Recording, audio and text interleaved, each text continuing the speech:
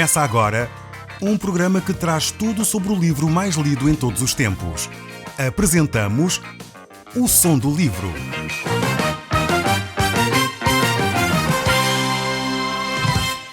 Seja muito bem-vindo. Neste podcast vai encontrar o livro mais conhecido e lido em todo o mundo. Vamos levá-lo numa viagem pela história da humanidade. Este é um audiolivro para si, para a sua família e sociedade em geral. Contextualização e comentários de Paulo Chaveiro.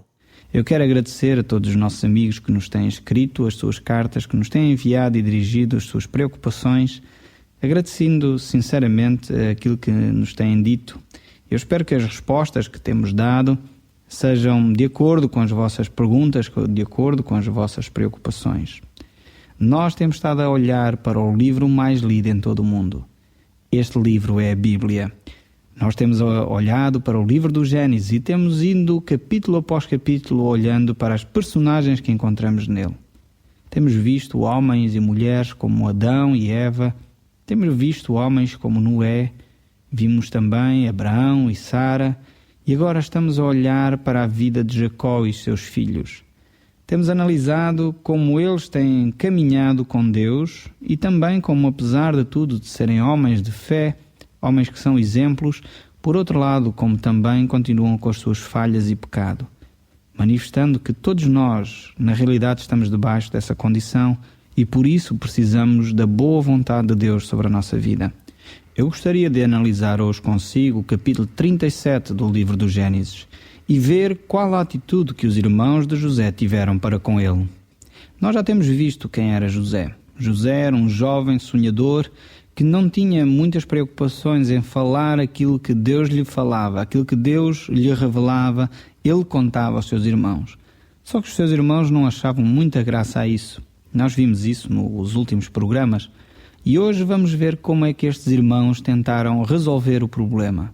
Esse ciúme que eles tinham para com José, essa atitude que eles não aprovavam no seu irmão, eles tentaram pôr um fim nela. E vemos nos versos do 18 a 20 como eles tentaram fazer isso. José tinha sido enviado pelo seu pai Jacó para ir procurar os seus irmãos. Ele percorreu toda a terra de Hebrom, Siquém, e finalmente chegou onde os seus irmãos estavam, indo até Dotã. E quando lá chegou, os seus irmãos viram-no de longe, e antes que chegasse, diz a Bíblia, no verso 18 em diante, conspiraram contra ele para o matar. E diziam um ao outro: vem lá o tal sonhador, vindo pois agora, matemo-lo e lancemo-lo numa destas cisternas, e diremos: um animal selvagem o comeu. E vejamos em que lhe darão os sonhos. Esta era a atitude que os irmãos de José estavam a ter. Eles decidiram tirar-lhe a vida. Com essa atitude, eles acabariam com todos os seus problemas. Mas Rúben, o irmão mais velho, não tinha essa intenção. Por isso o texto diz: mas Rúben, ouvindo isso, livrou-o das mãos deles e disse: não lhe tiremos a vida. Também lhes disse Rúben: não derrameis sangue, lançai-o nesta cisterna que está no deserto, e não ponhais mão sobre ele. Isso disse para o livrar deles, a fim de o restituir ao pai. Mas logo que chegou José aos seus irmãos, despiram-no da túnica, a túnica talar de mangas compridas que trazia, e tomando-o, o lançaram na cisterna vazia sem água. Vemos como esta atitude de Rúben é de louvar, por um lado. Ele estava preocupado com a integridade física do seu irmão. Ele não queria que eles o matassem. A intenção dele era, de facto, devolver de novo este irmão mais novo ao seu pai, porque ele sabia como o pai gostava de José. Ele sabia como o pai tinha preferência por este filho. No entanto, os seus irmãos estavam prontos a matar José, o seu irmão. E há homens que nós encontramos assim em toda a humanidade, que não têm muito respeito pela integridade física dos outros, que estão prontos sempre a maltratar aqueles que os rodeiam. Por outro lado, vemos que quando estes irmãos se sentaram, no verso 25, para comer pão, olharam e viram que uma caravana de ismaelitas vinha de Gileade. Seus camelos traziam aromates, bálsamo e mirra que os levava para o Egito. Então disse Judá aos seus irmãos: de que nos aproveita matar o nosso irmão e esconder-lhe o sangue? Vinde, vendamo-o aos ismaelitas. Não ponhamos sobre ele as nossas mãos, porque é nosso irmão e é nossa carne. Seus irmãos concordaram. E passando os mercadores midianitas, os irmãos de José o alcançaram e tiraram da cisterna, e venderam-no por 20 siclos de prata aos ismaelitas. Eles levaram José para o Egito. Vemos que esta atitude dos irmãos foi possível porque provavelmente Ruben não estava com eles. Talvez Ruben tivesse ido ver o gado, se estava tudo bem, e então Judá teve uma ideia. Apresentou um novo plano para se livrarem de José. Ele tentou vender e propôs aos irmãos que o vendessem José para aqueles mercadores, que de alguma forma ainda eram familiares deles. Eram, enfim, descendentes dos seus tios. E por essa razão eles venderam então José a estes midianitas ou ismaelitas, que provavelmente caminhavam juntos. Eram duas tribos ligadas a Abraão. Ambos eram filhos de Abraão. Um da parte de Ismael, outro da parte de Midian. E por essa razão aparecem aqui em conjunto os filhos de Abraão, como Ismael e Midian, que dão origem aos ismaelitas e aos midianitas. Eles então venderam José para estes homens que estavam a dirigir-se para o Egito. Por um lado, este plano de Judá não é assim tão violento como os outros irmãos que estavam a procurar claramente tirar a vida a José. Por um lado, enviá-lo para o Egito como escravo era quase como uma morte lenta. Ser escravo no Egito era algo terrível. Passar às mãos daqueles homens que o venderiam como escravo, sabe-se lá para que senhor. Nós iremos ver como isso acontece na vida de José mais para a frente. Vemos ainda como Ruben, ao chegar, fica perturbado com esta situação. Ele não estava à espera que os seus irmãos agissem sem ele estar presente. E agora fica preocupado, sem saber o que dizer a seu pai. Diz o texto no verso 29, tendo Ruben voltado à cisterna, eis que José não estava nela. Então rasgou as suas vestes e, voltando aos seus irmãos, disse: não está lá o menino, e eu para onde irei? Então tomaram a túnica de José, mataram um bode e molharam no sangue, e enviaram a túnica talar de mangas compridas, fizeram-na levar a seu pai. E lhe disseram: achamos isto, vê se é ou não a túnica do teu filho. Ele a reconheceu e disse: é a túnica de meu filho, um animal selvagem o terá comido. Certamente José foi despedaçado. Quando Ruben voltou, naturalmente José já não estava lá, provavelmente já estaria bem longe do local onde eles estavam acampados. E os seus irmãos tentaram encontrar uma alternativa. Ruben ficou furioso com a situação, pois o plano dele era devolver José a seu pai. Ele sabia que o seu pai, já idoso, iria ter um desgosto tremendo se perdesse José, seu filho, pois era o filho da esposa amada. Vemos como esta situação de conflito e ciúme entre irmãos é provocada, digamos, pela própria atitude que Jacó teve muitos anos antes, ao ter filhos de várias mulheres. Isto talvez reflete muitas famílias hoje em dia. Alguns autores, até psicólogos e conselheiros, que comentam e falam sobre as famílias, os novos agregados familiares, aqueles filhos que são, de alguma forma, alguns até intitulam os meus, os teus e os nossos. E com Jacó acontecia esta situação, e este quadro talvez se repita em muitas famílias que nós conhecemos no nosso país. Esta atitude de conflito, de intriga, muitas vezes de ciúme, estão a entrar nas famílias por causa desta atitude.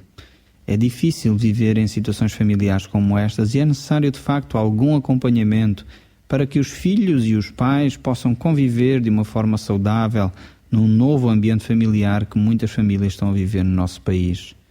Aqui Ruben estava a defender o irmão mais novo. Ele sabia que o seu pai gostava muito dele e sabia também que Jacó iria ficar extremamente abalado com esta situação. Os seus irmãos engendraram um plano para tentar enganar o seu pai. Eles molharam aquela túnica em sangue e disseram ao seu pai: olha, encontramos esta túnica no campo. Sabemos como a mentira tem pernas curtas. Normalmente, costuma-se dizer no meio do povo que apanha-se mais depressa um mentiroso do que um coxo. E é um facto, estes filhos de José, mais cedo ou mais tarde, iriam ser confrontados com esta verdade. Eles estavam na expectativa de que eventualmente José, como escravo, morresse no Egito. Na realidade, eles iriam dizer, bem, não fomos nós que o matamos. Pronto, ele morreu e nós não tivemos nada a ver com isso. E vemos como esta atitude destes seus irmãos para se livrar de José era claramente condenada. Mas, por outro lado, vamos ver como Deus utiliza esta situação para fazer cumprir o seu plano. Estes irmãos chegam perto de seu pai com uma aldrabice, com uma mentira, e dizem a seu pai quase de uma forma inocente, vê se esta é ou não a túnica do teu filho. E claro, Jacó reconheceu a túnica do filho. Um animal selvagem, pensou ele, o teria comido. Certamente José foi despedaçado. Esta era a conclusão lógica que alguém chegaria ao olhar para aquela túnica. Por um lado, eles diriam, bem, nós nem mentimos. Nós simplesmente perguntamos se a túnica era ou não a túnica de José. Quem chegou à conclusão de que José eventualmente teria morrido no campo foi o próprio Jacó. E vemos como muitas vezes nós planeamos mentiras desta maneira. Alguém disse um dia que as melhores mentiras são aquelas que contêm algo de verdade. E esta então é uma mentira daquelas muito dissimuladas, porque eles próprios não chegam a dizer a mentira. Eles simplesmente induzem a pessoa a pensar dessa maneira. Vemos como eles eram bem astutos, e isso iria-lhes sair caro no futuro. Aquilo que nós semeamos é aquilo que nós ceifamos. Nós já temos citado este texto bíblico várias vezes aqui. Se nós semearmos arroz, será impossível colher milho. Se nós semearmos milho, não vamos comer nem colher feijão. E esta é uma lei da natureza, mas é também uma lei espiritual. É uma lei que rege a nossa conduta. Aquilo que nós semeamos, nós vamos ceifar. Mais cedo ou mais tarde. Nós temos visto isso na vida de muitas pessoas que tentam viver uma vida de corrupção, uma vida de imoralidade, uma vida de engano, de mentira, tentando sempre enganar os outros, pensando que dessa forma podemos escapar, pensando que dessa forma nos vamos sempre safar. Mais cedo ou mais tarde nós seremos confrontados com aquilo que nós semeamos. E infelizmente às vezes tenho aconselhado pessoas que nem se apercebem que as consequências que eles estão a viver, as situações dramáticas que eles estão a viver na sua vida familiar, na sua vida profissional, têm a ver com isto, têm a ver com as suas atitudes, com aquilo que eles semearam. Um texto bíblico em Gálatas nos diz, não vos enganeis, diz o apóstolo, de Deus não se zomba, pois aquilo que o homem semear, isso também se fará. Porque o que semeia para a sua carne, da carne colherá a corrupção. Mas o que semeia para o Espírito, do Espírito colherá a vida eterna. E não nos cansemos de fazer o bem, porque a seu tempo ceifaremos se não desfalecermos. Vemos este conselho da parte de Deus, esta lei que Deus tem estabelecido para a humanidade. Quando nós semeamos coisas boas, nós vamos colher coisas boas. Se nós semearmos amor à nossa volta, nós vamos colher amor. Se nós semearmos ódio, nós vamos colher ódio. Por isso é importantíssimo sermos coerentes com as nossas atitudes, sermos responsáveis pelo aquilo que fazemos. Se nós semearmos boas coisas, é impossível colher más coisas. Este é um princípio que Deus estabeleceu para o mundo, quer natural, quer espiritual. Por isso tenha cuidado com aquilo que faz. A forma como fala com os seus vizinhos, a forma como age com a sua esposa, com os seus filhos, certamente isso terá consequências na sua vida. É bom pensar nisso. É bom agir em concordância com aquilo que acredita ser verdade. E então, se semear boas coisas, certamente vai colher boas coisas. Nós vemos que estes filhos de Jacó eram homens astutos, enganosos, mentirosos, que tentavam tirar proveito de uma situação que era desvantajosa para José. Eles estavam em maior número, venderam José e depois enganaram o seu pai. Vemos no verso 34 e 35 que Jacó ficou extremamente abalado com esta notícia de que seu filho tinha sido despedaçado no campo. Diz o texto, então Jacó rasgou as suas vestes e se cingiu de pano e saco e lamentou o filho por muitos dias. Levantaram-se todos os seus filhos e todas as suas filhas para o consolarem. Ele, porém, recusou ser consolado e disse: chorando, descerei até o meu filho, até à sepultura. E de facto chorou seu pai. Vemos como Jacó amava de facto este seu filho. Era alguém muito importante na sua vida. Quando ele perdeu a sua esposa amada, ele agarrou-se a este filho de tal forma que ele não se podia imaginar sem ele. Todos aqueles que já perdemos entes queridos sabemos como dói a separação. Por outro lado, quando nós temos a plena convicção de que esses entes queridos tinham uma relação profunda com Deus, a Bíblia nos ensina que nós não devemos ficar desesperados. E talvez você, caro amigo que me está a ouvir, passou por uma situação de luto há pouco tempo. Talvez sofreu esta separação que dói cá dentro. Eu quero dizer que talvez esse seu ente querido tinha uma relação com Deus, ele está na presença de Deus. E a Bíblia nos diz que nós um dia estaremos todos reunidos com Deus. Todos aqueles que aceitaram Jesus como Senhor e Salvador, todos aqueles que já têm uma relação pessoal com Deus, estarão reunidos um dia na presença uns dos outros. E por isso não devemos ficar desesperados como aqueles que não têm esperança, diz o texto em 1 Tessalonicenses. Devemos ficar animados porque um dia voltaremos a estar juntos. Jacó talvez ainda não percebia um pouco essa questão. Talvez não tinha recebido ainda toda a revelação de Deus sobre este assunto. Talvez por essa razão ele ficou tão desesperado, porque a separação, mesmo quando nós temos esta convicção, mesmo a separação custa na mesma. No entanto, Jacó estava inconsolável, ele queria morrer mesmo para se aproximar do seu filho, ele já não queria mais saber da sua vida, porque tinha perdido um dos seus filhos mais amados. Talvez tenha acontecido consigo ter perdido algum ente querido. Talvez esteja a sentir esta falta de segurança, esta falta de paz na sua vida. Jesus quer trazer segurança de novo. Jesus quer trazer-lhe esta paz interior. A Bíblia nos diz que nós podemos ter essa paz. Nós que temos Cristo não vivemos desesperados porque sabemos que além da morte existe mais qualquer coisa. Para além da morte existe a vida eterna, uma relação pessoal com Deus. Existe intimidade e algo que eu posso ter com outros que partilham a mesma fé que eu. Por essa razão a Bíblia diz que Deus não é um Deus de mortos, mas sim um Deus de vivos. Por essa razão podemos encontrar N vezes nas Escrituras que este é o Deus de Abraão, o Deus de Isaac e o Deus de Jacó. Porque quando nós partimos, aqueles que têm fé depositada em Cristo Jesus, que confessaram o seu pecado e que receberam Cristo como Senhor e Salvador da sua vida, esses poderão ter uma relação pessoal com Deus e recebem a vida eterna, diz a palavra de Deus. A todos aqueles que creram nele, deu-lhes o poder de serem feitos filhos de Deus. A esses que creram no seu nome. Isto diz a palavra de Deus no Evangelho de São João. Nós podemos ter essa certeza não porque somos bons ou porque agimos corretamente, mas porque o próprio Deus nos garante essa vida eterna em Cristo Jesus. Jacó não tinha esta esperança, talvez ele não tinha todo o conhecimento acerca das promessas de Deus ainda para a sua vida. E ele ficou desesperado ao sentir esta separação.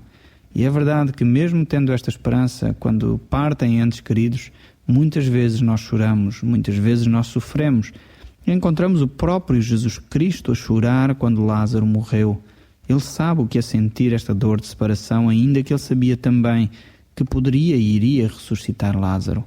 A palavra de Deus nos exorta também a chorar com os que choram e a rir com os que riem, estarmos alegres com os que se alegram e a chorar com os que choram. Este é um desafio que Deus nos deixa, porque a separação é sempre dolorosa na nossa vida. Necessitamos de aprender a viver com ela, é verdade. Necessitamos também de reconhecer e buscar em Cristo a solução para as nossas dores e mágoas profundas e ter profundo sentimento de solidariedade para com aqueles que estão a viver talvez um momento de luto. Essa situação marca a nossa vida para todo sempre. Jacó estava a viver este período difícil e ele não sabia exatamente o que tinha acontecido com José. Ele acreditava de facto que José tinha morrido, tinha sido comido no campo. Talvez ele se sentisse até responsável por essa situação, pois tinha sido ele que tinha enviado José à procura dos seus irmãos sozinho por aqueles campos. E talvez Jacó pensasse, não deveria ter feito isso, ele era muito jovem, era um jovem com 17 anos, quando ele saiu por aqueles campos à procura dos seus irmãos, e talvez Jacó estava-se culpabilizando por essa situação. Vemos que essa atitude de Jacó o leva a ficar muito angustiado. Entretanto, José chega ao Egito e encontramos-lo no verso 36 do nosso capítulo 37. Diz assim: entre mentes, os midianitas venderam José no Egito a Potifar, oficial de Faraó, comandante da guarda. Vemos como José foi levado então para o Egito e agora está no mercado de escravos. Este jovem que tinha sonhos, que tinha recebido orientações de Deus para grandes coisas que iriam acontecer na sua vida, agora encontra-se no mercado de escravos. Nós iremos continuar a olhar para a vida deste jovem, aquilo que Deus está a querer fazer com ele. Talvez esta situação aparentemente destrutiva, esta situação negativa na sua vida, como é que ele vai gerir esta situação? O que vai acontecer na sua vida? Como se vão realizar aqueles sonhos que ele tinha de juventude? Talvez é a pergunta que você está a fazer. Tive sonhos na juventude, entretanto a vida me levou a fazer coisas e a sofrer tanto que alguns desses sonhos ficaram esquecidos. Talvez José estivesse a pensar neste momento que se tinha enganado. Ou talvez não. É isso que nós iremos procurar ver nos próximos capítulos. No próximo programa, nós iremos olhar para a vida de Judá. Iremos fazer um pequeno parêntese na vida de José. O capítulo 38 trata de Judá. O Som do Livro, uma produção da Rádio Transmundial de Portugal.